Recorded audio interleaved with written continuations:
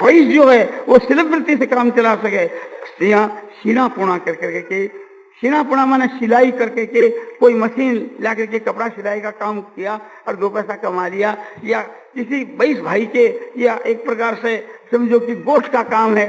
गोठ क्या कि जैसे देरी काटना, जैसे एक प्रकार कसीदा काटना, जैसे गंजी बनाना, बुनियान बनाना, ये कोई भी चीज खोलचिया बनाना, इस प्रकार से अपने कोई भी कारीगरी से अपने शरीर का निर्वाह कर लेना बुद्धिमानी है और उसका धर्म है और कर्तव्य है, शास्त्र कहता है। किंतु एक प्रकार से थी समझो अपने से ऊंचे वर्ण की जो जीविका है उसकी तरफ कभी नहीं त्यागना चाहिए। और क्षत्रिय और वैश्य जाति को दान का जो पीस है उसको तो हराम समझना चाहिए। ग्रहण के बीच के माध्यम समझो कि जैसे दान दिया जाता है उस प्रकार उसमें घृणा करनी चाहिए। वैश्य के लिए जो दान का पीस है वो उसके लिए बहुत ही खतरनाक पैसा। और शूद्र के वास्ते केवल सेवा इसका धर्म, सब वर्णों की सेवा करना उसका धर्म है। और समझो ऊपर की जो जातियां हैं उनकी वृत्ति उसके लिए निषेध है, किंतु बिल्कुल आपत्ति काल पड़ जावे ऐसी अवस्था में उसके लिए भी तो कोई आपत्ति का धर्म बतलाना चाहिए ना। तो उसके लिए आपत्ति का धर्म यही है कि शिल्प विद्या करके अपना काम चलावे, और उससे भी नहीं चले तो आगे जाकर के बस ऊंचा चढ़े तो वैश्य वृत्ति कर सकता है और आगे नहीं बढ़े। ये किसके लिए? आपत्ति काल के लिए। तो शूद्र के लिए एक प्रकार से आपत्ति काल के लिए वैश्य का धर्म है, और वैश्य के लिए आपत्ति काल में शूद्र का धर्म है जीविका के लिए। और ये जो 3 जो है यज्ञ करना, दान देना, विद्या पढ़ना, ये सब का ब्राह्मण क्षत्रिय वैश्य तीनों जाति का धर्म है शूद्र का लिए। शूद्र के लिए तो तीनों वर्णों की सेवा करना ही उसका परम धर्म है। और सेवा करने से शूद्र को अपने अपने धर्म के मां रत हुआ मनुष्य संसिद्धि को प्राप्त हो जाता है। स्वसे कर्मणा विरत संसिद्धि लभते नरे स्वकर्मणा निरत सिद्धि यथा विन्दति तत्क्षणु, कि अपने अपने कर्म के मां रत हुआ पुरुष परम सिद्धि को प्राप्त हो जाता है। जिस प्रकार से परम सिद्धि को प्राप्त होता है भगवान कहते हैं वो बात तू मेरे से सुन। इस प्रकार से कहकर इस श्लोक कहते हैं यत प्रवृत्तिर्भूतानां येन सर्वविदं दत्तं स्वकर्मणातम व्यर्च्य सिद्धिं विन्दति मानु, सिद्धिं विन्दति मानु। भगवान कहते हैं कि जिस परमात्मा से यह संसार पैदा हुई है और जो परमात्मा इस संसार के मां व्यापक है, उस परमात्मा की अपने अपने कर्मों के द्वारा पूज करके और मनुष्य परम सिद्धि को प्राप्त कर सकता है, अपने अपने कर्मों के द्वारा पूज करके। किंतु जो अपना जो कर्म जो है समझो कि उसमें कमी भी आ जावे तो भगवान माफ कर देते हैं, और दूसरे का जो धर्म है वो हम सुचारू रूप से भी करें तो भी एक प्रकार से हमारे को उसमें भय। तो अपना जो धर्म है वही कल्याणकारक है, दूसरे का धर्म सबके लिए भयदायक है। तो ये संक्षेप से मैंने वर्ण धर्म की बात कही। इसी प्रकार से आश्रम धर्म है। आश्रम धर्म जो है वो समझो कि बहुत ही आपने कठिन है, वो भी आपको मैं संक्षेप से कह देता हूं कि जैसे ब्रह्मचारी है तो ब्रह्मचर्य आश्रम के बीच के वहां ब्रह्मचारी का यह धर्म है कि भिक्षा मांग करके जाओ और ला करके गुरु के पास में रख, गुरु के अर्पण कर दे, और उसमें गुरु जो कुछ देवे बस उसे के वहीं संतोष करे। इस प्रकार से भिक्षावृत्ति से अपना निर्वाह करे। और गुरु जो है उनके चरणों में है। हवा चलती है तो गुरु को छू करके और फिर वो हवा शिष्य को लगे उस तरफ में बैठना चाहिए, और शिष्य को जो हवा लगे और वो फिर गुरु को जाकर के स्पर्श करे तो वो शिष्य का धर्म नहीं। जो हवा चलती हुए तो किस तरफ में बैठना चाहिए कि हवा जो जिस तरफ से आ रही है उस तरफ में गुरु को बैठा करके, और हवा जो जा रही है उस तरफ में शिष्य को बैठना चाहिए। ऐसे ही जैसे गंगा की धार है, गंगा का जो जल है तो गंगा का जल अपने उसमें गुरु ने स्नान कर लिया, और गुरु को स्नान करने के बाद वो जल आगे चला गया। उस जल के मान तो शिष्य स्नान कर सकता है, किंतु शिष्य आगे जाकर के स्नान करे और वो शिष्य के स्पर्श किया हुआ जल गुरु को आकर के स्पर्श करे, तो ये एक प्रकार से उसका शिष्य का धर्म नहीं। ये सूक्ष्म बात आपको मैं बताता हूँ। और भी ख्याल करना चाहिए कि गुरु भी जा रहा है, शिष्य भी जा रहा है, किंतु गुरु की जो छाया पड़ती है उस छाया के ऊपर शिष्य का यदि पैर पड़े तो वो गुरु का अपमान करता है। उसको ऐसा चलना चाहिए कि एक प्रकार से थी अपने अपनी जो अपने अपनी जो छाया है उस पर गुरु के पैर भले ही पड़ो, किंतु गुरु की छाया के ऊपर पैर नहीं पड़ना। छाया का भी इतना बचाव करना, हवा का बचाव करना, जल का बचाव करना, सब प्रकार से उसको सावधान रहना चाहिए। और गुरु के सन्मुख जब नमस्कार करे तो इस प्रकार से नमस्कार करना।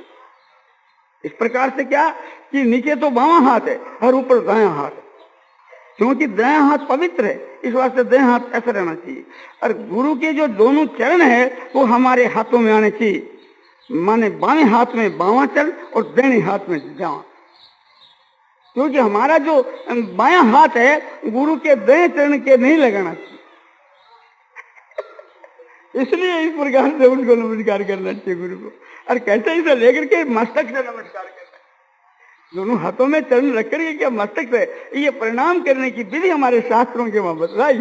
शिष्य का क्या कर्तव्य है, और शिष्य को एक चुप होकर के बैठना चाहिए, मौन होकर के, गुरु के हुक्म की माफक की नहीं, उनके संकेत की माफक चलना चाहिए, उनके मन की माफक चलना चाहिए, उनके उद्देश्य की माफक चलना चाहिए।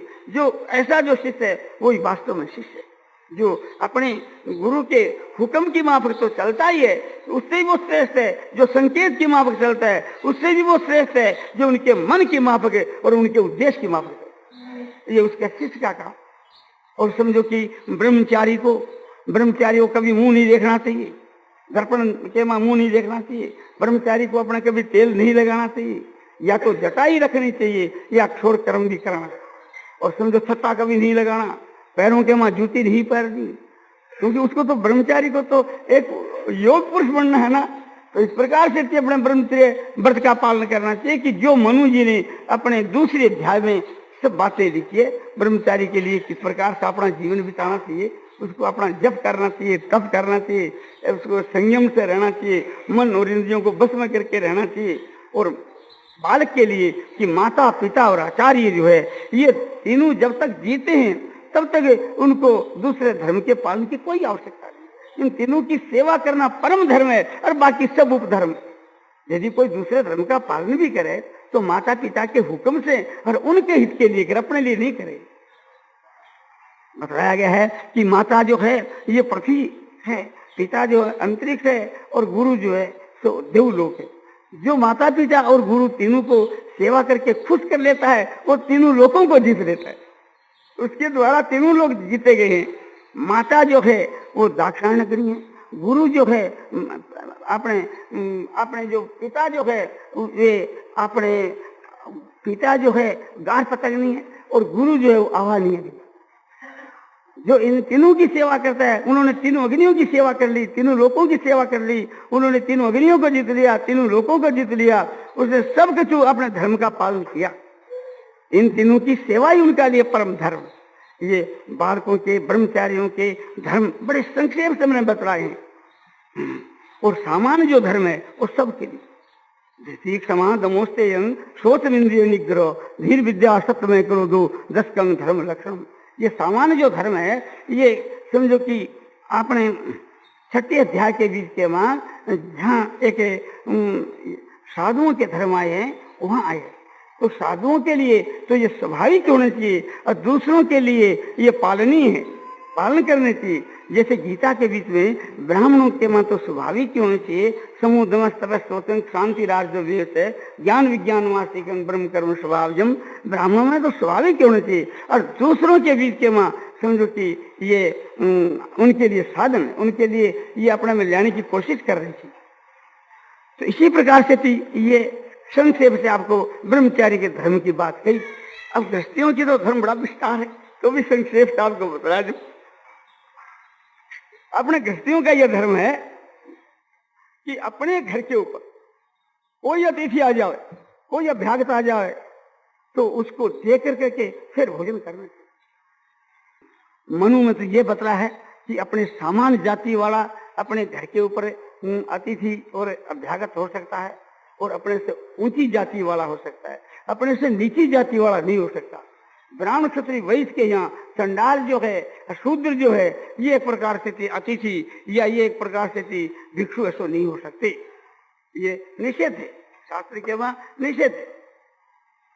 इसी प्रकार से थी समझो कि क्षत्रियों के वैश्यों के लिए, क्षत्रियों के लिए, सबके लिए तो क्या करना चाहिए कि अपने घर के ऊपर आओ तो अपने शक्ति के अनुसार उनकी अतिथि की सेवा करनी चाहिए। अतिथि को साक्षात नारायण का स्वरूप मान करके हर उनकी सेवा करनी चाहिए। तो बोलो सेवा करने के पास पैसा न हो, योग्यता नहीं हो, अपने खुद ही भूख मरता हो, तो उसके लिए भी कोई धर्म है क्या? उसके लिए है। उस गृहस्थी को 4 बात अपने घर में रखनी चाहिए जो पैसा खर्च नहीं हो। 4 बात क्या कि आए हुए अतिथि के लिए बैठने के लिए भूमि और आसन। आसन समझो कि जंगल में से कुशा काट करके लिया और आसन बना लिया, पैसा थोड़ा ही लगे उसमें। तो कुशा का आसन दे दिया बैठने के वास्ते, या उनका दे दिया, कोई भी आपका घर के माँ जैसा आसन होए वो आसन दे दो। और समझो कि जल पिलाना चाहिए और मीठा वचन कहना चाहिए। जल तो कुएं में से निकाल करके ले आओ, उसमें पैसा थोड़ा ही लगता है।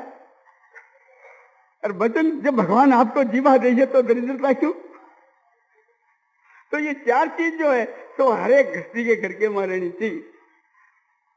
भूमि और समझो आसन और मीठा वचन, मधुर वचन, और समझो कि जल, पीने के लिए जल। पैसा तो लगता है तो अन्न का लगता है, वस्त्र का लगता है, किसी जल का तो पैसा लगता ही नहीं। इतने में उनके गृहस्थ का निर्वाह हो गया, उनके धर्म का पालन हो गया।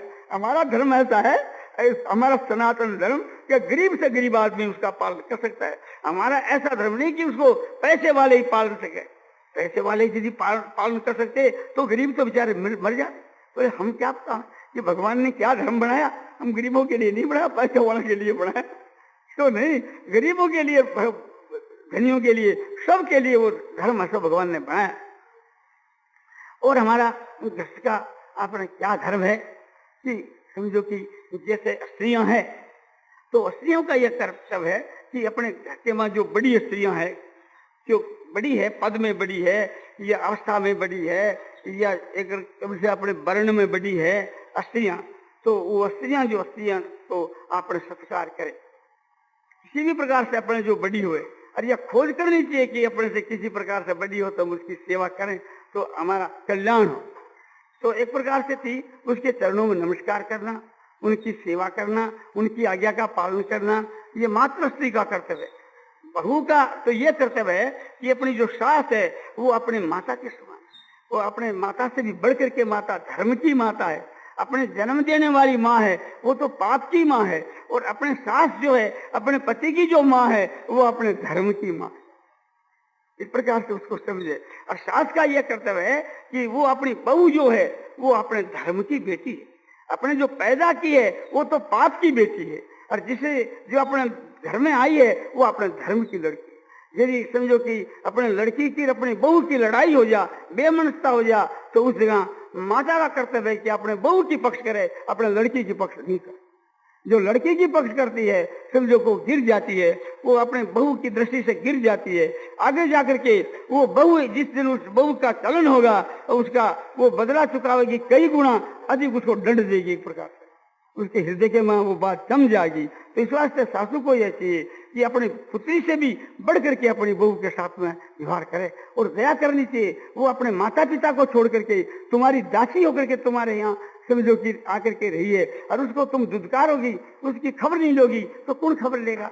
कोई पुरुष कह देते हैं कि हमारी स्त्री बीमार हो गई तो हम उसके पति होकर क्या सेवा करें? अरे वाह, वो तो तुम्हारी स्त्री है, तुम्हारी स्त्री के लिए तो तुम देवता हो, तुम्हारी स्त्री के लिए तो तुम पूज्य हो, किंतु तुम्हारे लिए तुम्हारी स्त्री तुम्हारा आधा अंग है, तुम्हारे लिए तुम्हारी स्त्री मित्र है। उसका समझो कि अपने अन्न से, वस्त्र से उसकी सेवा करनी चाहिए, और आपत्ति काल के वहां उसकी विशेष सेवा करनी चाहिए। यदि ऐसा नहीं करते हैं तो धर्म को नहीं जानता है वो पुरुष। तो पुरुषों का यह कर्तव्य है कि अपनी स्त्री के साथ में ऐसा व्यवहार करना चाहिए। जो पुरुष अपनी स्त्रियों गालियां देता है, मारता पीटता है, वो बहुत नरकों के बीच के वहां जाता है। वो एक प्रकार से थी महान हिंसक पापी है एक प्रकार से। तो उसको ये ख्याल करना चाहिए, ये नहीं कि वो स्त्री को मोल लेकर के आए हैं, और मोल लेकर के आवे तो भी एक प्रकार से ये थोड़ी है कि उसको मारना पीटना गाली देना ये मनुष्यता नहीं है, ये मनुष्य बने के बाहर की बात है। तो इस प्रकार से गृहस्थियों को अपने धर्म का पालन करना चाहिए। पिता का तो ये कर्तव्य है कि अपने पुत्र के साथ के माँ जब उसकी 16 वर्ष की आयु हो जावे तो उसको मित्र के समान समझना चाहिए।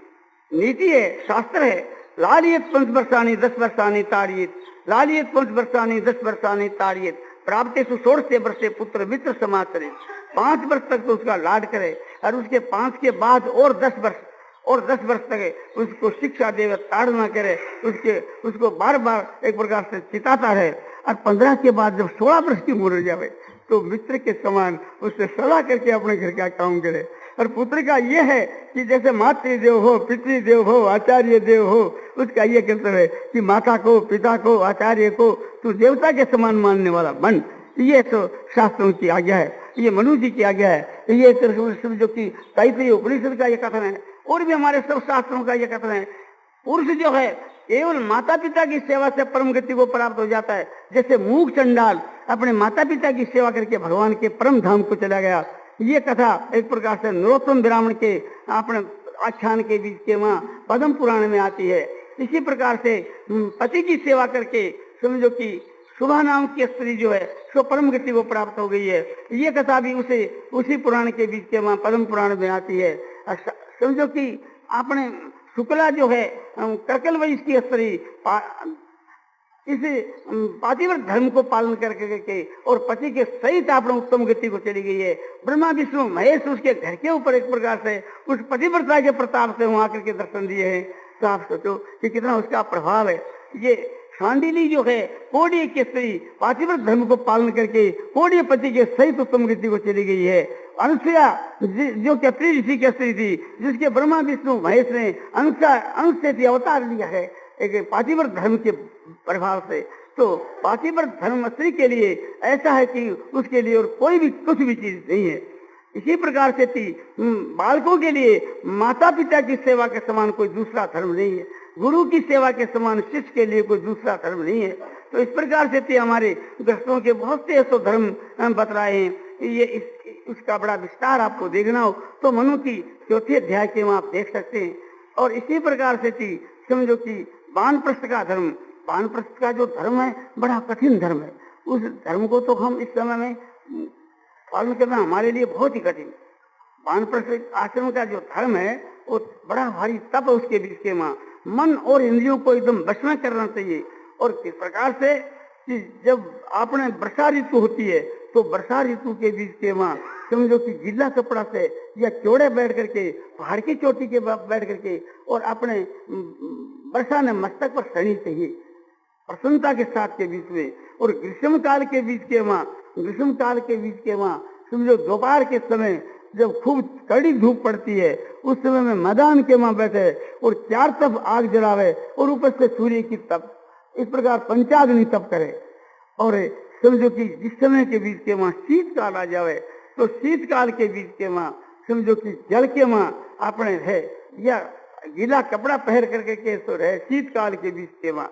इस प्रकार से 4 महीना अपना धर्म का पालन करे। और इस प्रकार से थी उसका जो धर्म बताया गया शास्त्रों के बीच में कि हल से पैदा हुआ अन्न नहीं खावे। जो जंगल के बीच के वहाँ बिना हल जोते हुए जो नाच पैदा हुए एक प्रकार से उसी अन्न को खाना चाहिए। जमीकंद है, फूल है, फल है, कंद है, मूल है, ये बन के जो जितने पदार्थ ये खा सकते हैं। और अपने आप से पैदा हुआ जो अन्न है उसको भी खा सकते हैं, किंतु बन की चीज अपने हल से जोती हुई चीज तो नहीं। इस प्रकार से अपनी जीविका करे।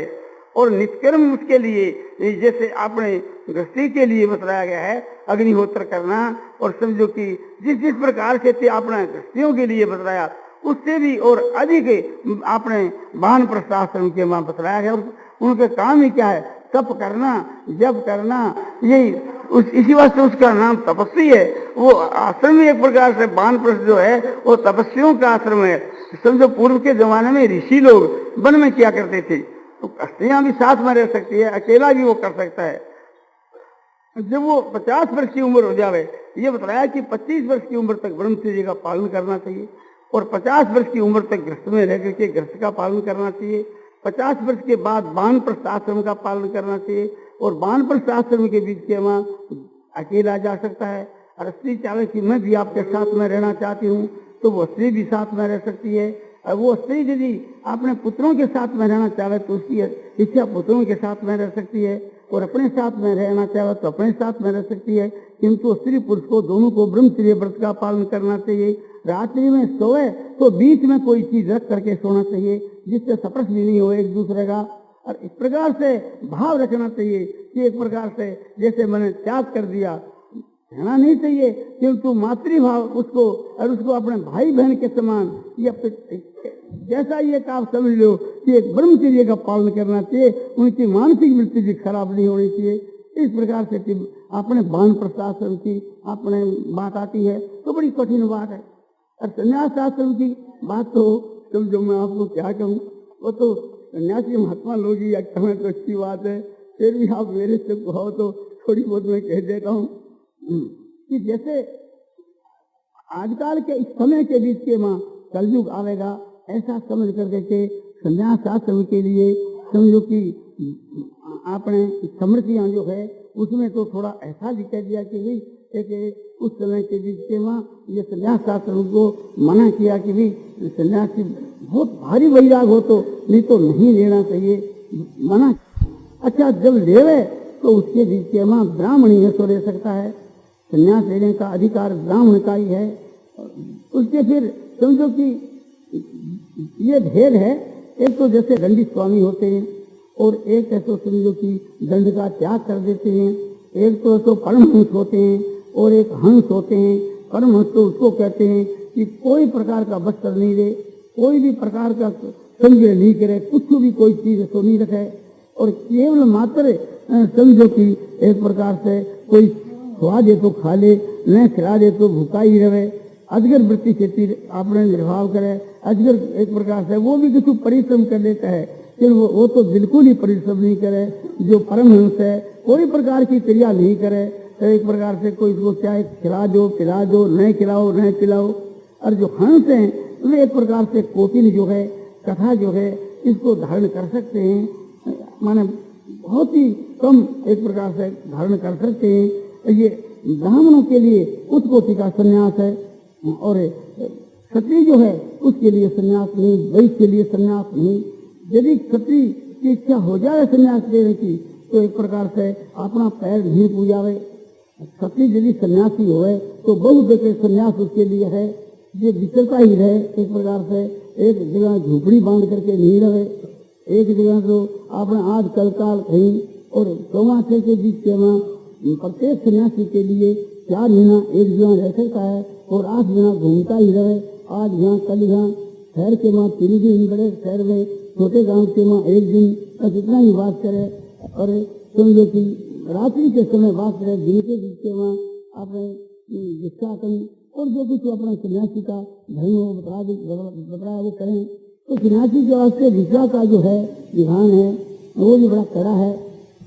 जहाँ जाकर के नारायण हरि ऐसी बात लगाई और वहाँ कोई पाछा जवाब नहीं मिला, नहीं ठहरे कल जो वहाँ से, या वहाँ कोई दूसरा साधु वहाँ खड़ा है तो भी वहाँ नहीं खड़ा हो, क्योंकि एक के भी ज्यादा भार आ जाएगा और भिक्षा लेने कम जाए कि लोग अपने भोजन बना करके और सब जो बंद कर दे, अग्नि के वहाँ धुआं निकलना बंद हो जाए, बिल्कुल अग्नि शांत हो जाए। ये नहीं कि हमारे वास्ते और बना देगा, ऐसी अवस्था के बीच के माँ नहीं, धुआं शांत होने के बाद नहीं जावे तो वो जो कुछ वस्तु बनाया है उसी के वहीं साधु को दे रहे और आपने ऐसे उसमें कम बचे उसमें अपना निर्भाव कर ले रहे, ये सृष्टि का कर्तव्य है। और इस प्रकार से किसी 7 घरों से और ज्यादा घर नहीं जावे, 4 घरों में काम चल जाए तो 7 भी नहीं जावे और जाकर के जिसका घूम कर के लिए वो उत्तम दर्जे किसके पास में जिसका है। और समझो कि जो कपड़ा लड़का जो फाड़ करके सीख दिया गया किसी से काम नहीं आता, उनकी एक प्रकार का कथा बनावे और गरीबाग खेती आपनों से जीवन जितावे और शहर के बीच में भिक्षा के वास्ते जाए और काम की कोई भी आवश्यकता नहीं। और जो उनके पास में भिक्षा देने के वास्ते आए उनको एक प्रकार से की उत्तम दर्जे की आत्मा के कल्याण विषय की ब्रह्म विषय की यही शिक्षा सो दीक्षा देवे। संसार की शिक्षा दीक्षा की कोई भी जरूरत नहीं, उसके लिए तो समझो कि और बहुत सा रास्ता है। वे तो अपने उपरांता में रहे, जितनी उसके वहाँ उपरती है और जितनी उसके वहाँ जितना वैराग है उतनी उसके लिए शोभा है और जितना संग्रह है उतना ही एक प्रकार से उसके लिए निंदा है। समझो कि आपने साधु होकर के और समझो कि आपने प्रीति से सोने ने छू लेवे या कामनी ने छू लेवे तो कि नरक में जावे। इच्छा पूर्वक यदि इस मामक कर लेवे तो उसके वास्ते बड़ा भारी दंड शास्त्रों में बतलाया गया है। तो साधुओं का धर्म इतना कठिन है कि एक प्रकार से मैं क्या कहूँ कि एक प्रकार से साधु लोग ही जानते हैं, मेरा कोई कर्तव्य नहीं कहने का, किंतु वर्णाश्रम के विषय में सभी कहना चाहिए। और वैश्य होकर करके के तो संन्यास का कोई भी उसका कहीं धर्म नहीं है।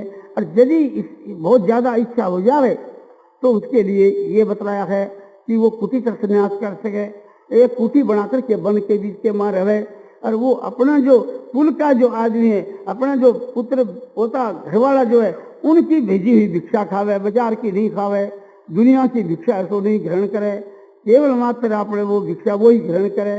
क्योंकि जो अपने कुल में कोई नहीं हो, अपने बेटा पोता और कोई नहीं हो, तो अपने जाति की ले सके, बस उससे और नीचे नहीं। वो ब्राह्मण के यहाँ समझो कि नहीं। और अपने वैश्य होकर के यदि अपना पैर पूजावे तो घोर नरक के बीच के वहां जा। अपने से ऊंची जाति से यदि पैर पूजावे, आज मैं वैश्य हूँ और आज मैं ब्राह्मणों से पैर पूजाने लगूं, साधुओं से पैर पूजाने लगूं, तो पूजने वालों को कोई समझो दोष नहीं है, किंतु मेरे वास्ते नरक पर आपस से तैयार होए। तो हर एक भाइयों को ये ख्याल करना चाहिए कि हमारा वैश्य का क्या धर्म है। मैं वैश्य हूँ तो कड़ी बात भी कह सकता हूँ, क्योंकि मैं वैश्य हूँ, मैं मेरे लिए पहला कहता हूँ, तब दूसरों के लिए लागू पड़ती है। किसी की इच्छा हो तो माने, नहीं इच्छा हो तो नहीं माने। तो ये संक्षेप से बने समझो कि वर्ण धर्म का थोड़ा दिग्दर्शन आपको करा दिया। अब समय हो गया, अब 1 घंटा हो गई। नारायण नारायण नारायण श्रीमन नारायण नारायण श्रीमन नारायण नारायण श्रीमन नारायण नारायण नारायण नारायण श्रीमन नारायण नारायण। सियावर रामचंद्र की मोर मुक्त बंसी वाल। आश्रम धर्म विषयक यह व्याख्यान पुश्री जयदयाल जी गोयनका द्वारा आज मिति आषाढ़ कृष्णा द्वितीया को गीता भवन के हॉल में दोपहर को 11 बजे करीब दिया गया।